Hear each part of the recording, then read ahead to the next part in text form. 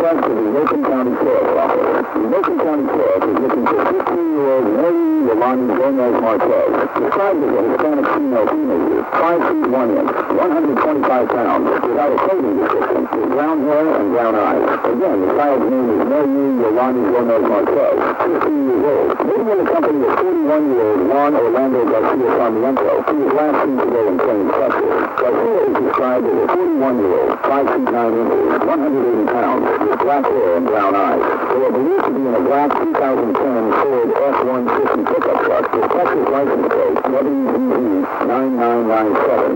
Again, an Amber Child alert going out for 15-year-old Maryui Yolani Gomez Marquez. More information here as we learn it.